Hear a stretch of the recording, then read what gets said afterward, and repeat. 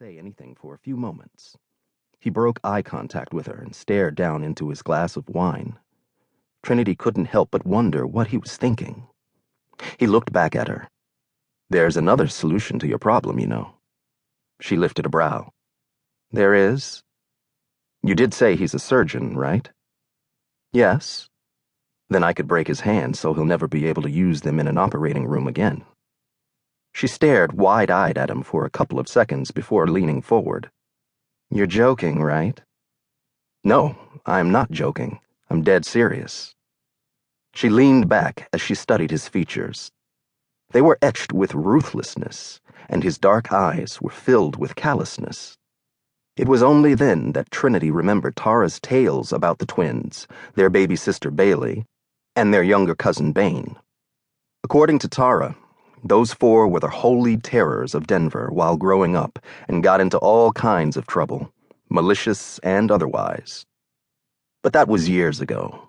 Now, Bane was a Navy SEAL. The twins were both Harvard graduates. Adrian obtained his PhD in engineering, and Aiden completed medical school, and Bailey, the youngest of the four, was presently working on her MBA.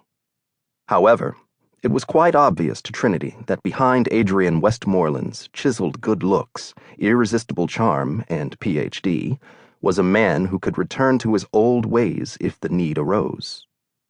"I don't think we need to go that far," she said, swallowing. "Like Tara suggested, we can pretend to be lovers and hope that works." "If that's how you prefer handling it." "Yes. And you don't have a problem going along with it? Forgoing dating other women for a while?" He pushed his plate aside and leaned back in his chair. "Nope. I don't have a problem going along with it.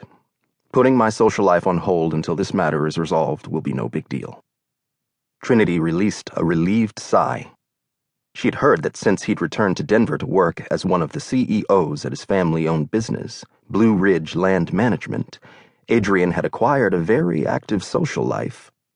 There weren't many single Westmoreland men left in town. In fact, he was the only one. His cousin Stern was engaged to be married in a few months. Bane was away in the Navy, and Aiden was practicing medicine at a hospital in North Carolina. All the other Westmoreland men had married.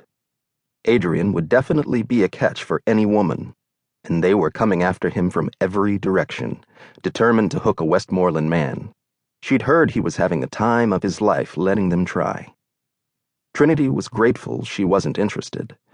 The only reason she and Adrian were meeting was that she needed his help to pull off her plan. In fact, this was the first time they had seen each other since she'd moved to Denver 8 months ago.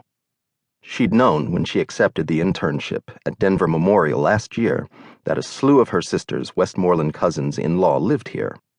She'd met most of them at Riley's wedding, but most lived in a part of Denver referred to as Westmoreland country, and she lived in town. Though she had heard that when Adrian returned to Denver, he had taken a place in town instead of moving to his family's homestead, more for privacy than anything else. "I think we should put our plan into action now," he said, breaking into her thoughts.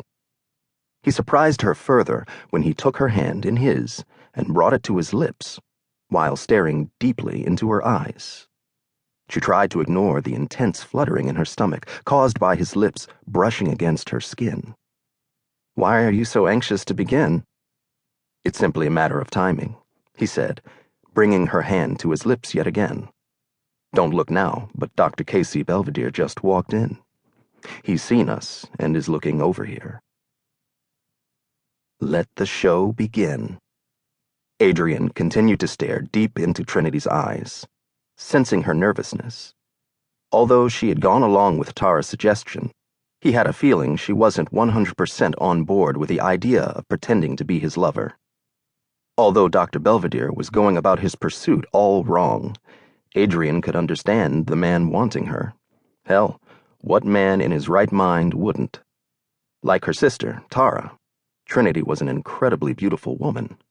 Ravishing didn't even come close to describing her.